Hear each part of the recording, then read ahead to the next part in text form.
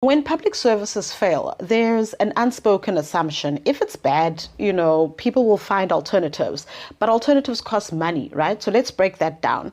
If public health care fails, some people go to private hospitals, others wait or don't get treated at all.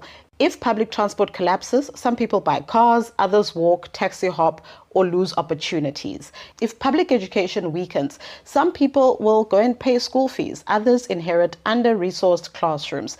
Failure doesn't disappear, it just relocates along economic lines. One of the quietest consequences of governance failure is this.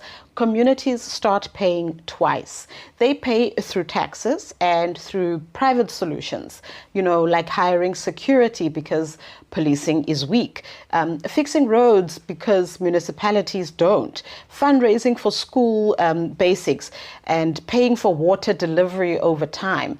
This creates a dangerous normalization. This is just how things are. But this isn't resilience. This is substitution, and not everyone can actually afford it. Here's the stuff that really makes the headlines. The cost of failure isn't only financial, it's also in the hours spent queuing, right? In children missing school, women carrying extra care burdens, people navigating danger just to access basics.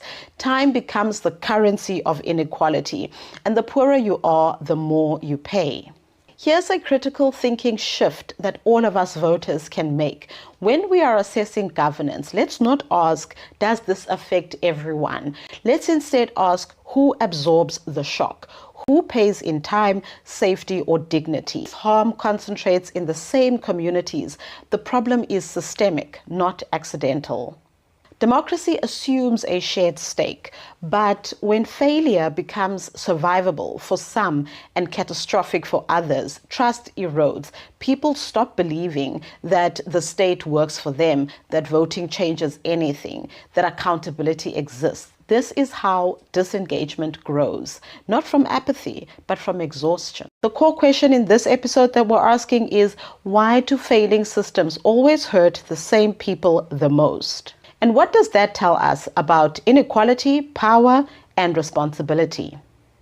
There's a phrase that we hear a lot: the system is broken. But systems don't exist in isolation, right? They sit inside economic inequality, historical exclusion, unequal access to resources. So when a system fails, it doesn't reset everyone to zero. It magnifies what already exists.